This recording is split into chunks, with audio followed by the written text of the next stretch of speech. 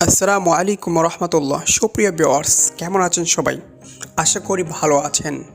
আজ আপনাদের জন্য চলে আসলাম কাপ্তাই হ্রদ, রাঙামাটি। কাপ্তাই হ্রদ বাংলাদেশের পার্বত্য চট্টগ্রাম অঞ্চলের রাঙামাটি জেলার একটি কৃত্রিম হ্রদ। কর্ণফুলী পানি বিদ্যুৎ কেন্দ্রের জন্য 1956 সালে কর্ণফুলী নদীর উপর কাপ্তাই বাঁধ নির্মাণ করা হলে রাঙামাটি জেলার 54,000 একর কৃষিজমি ডুবে যায় এবং এরোদের সৃষ্টি হয়। পাকিস্তান সরকার 1956 সালে আমেরিকার অর্থায়নে কাপ্তাই বাঁধ নির্মাণ শুরু করে। 1962 সালে এর নির্মাণ কাজ শেষ হয়।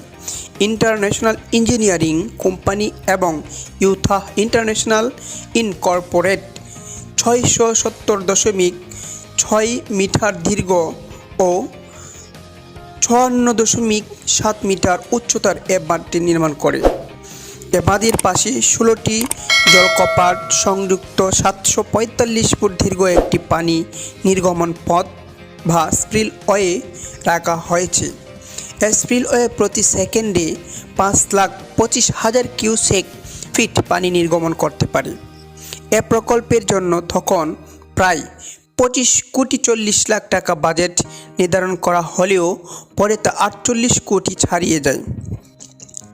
কাপ্তাই হ্রদের কারণে 54,000 একর কৃষিজমি ডুবে যায়, যা ওই এলাকার মোট কৃষিজমির 40%। এছাড়া সরকারি সংরক্ষিত বনের 29 বর্গ মাইল এলাকা ও এ শ্রেণীভুক্ত 234 বর্গ মাইল বনাঞ্চল ও ডুবে যায়। প্রায় 18,000 পরিবার, মোট 1 লাখ মানুষ বাস্তুচ্যুত হয়। প্রথমে এই কেন্দ্রের বিদ্যুৎ উৎপাদন ক্ষমতা ধরা হয়েছিল 1,20,000 কিলোওয়াট। প্রথমে 40 মেগাওয়াট ক্ষমতা সম্পন্ন 1 ও 2 নম্বর ইউনিট স্থাপন করা হলেও পরে 1969 সালের 50 মেগাওয়াট ক্ষমতা সম্পন্ন 3 নম্বর ইউনিটের কাজ শুরু হয়। বর্তমানে মোট 5টি ইউনিট চালু আছে, যার মোট বিদ্যুৎ উৎপাদন ক্ষমতা 230 মেগাওয়াট। প্রকৃতিপ্রেমীরা বোট বা নৌকা ভাড়া করে হ্রদের জল ভাসতে ভাসতে চারপাশটা দেখে নেওয়া যাবে। পাহাড় থেকে হ্রদের সৌন্দর্য দেখতে কাপ্তাই হ্রদ প্যারাডাইস পিকনিক স্পট থেকে ঘুরে আসা যাবে। দল বেঁধে নৌকা বিহার কিংবা প্যাডেল বোটে চড়ে হ্রদ ভ্রমণ করার সুযোগও রয়েছে এখানে। এছাড়াও স্পিড বোট বা নৌকা রিজার্ভ নিয়ে কাপ্তাই হ্রদ ঘুরে দেখার পাশাপাশি রাঙামাটির ঝুলন্ত ব্রিজ, সুবলং ঝর্ণা, রাঙামাটি শহর সহ আরও অনেক স্পট ঘুরে দেখা যাবে। কাপ্তাইয়ের কাছেই কর্ণফুলী নদীতে কায়ারিং করার ব্যবস্থা আছে, চাইলে সেই অভিজ্ঞতাও নেওয়া যাবে। কেবল কাবের চড়ার মজা নিতে চাইলে যেতে হবে শেখ রাসেল ইকো পার্ক। যাতায়াত: ঢাকার সায়দাবাদ থেকে বিভিন্ন মানের বাসে করে সরাসরি কাপ্তাই যাওয়া যায়। প্রায় 7 থেকে 8 ঘন্টা সময় লাগে।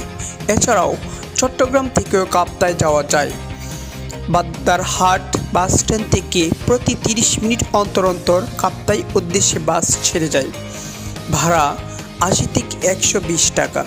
সময় লাগবে 2 ঘন্টার মতো।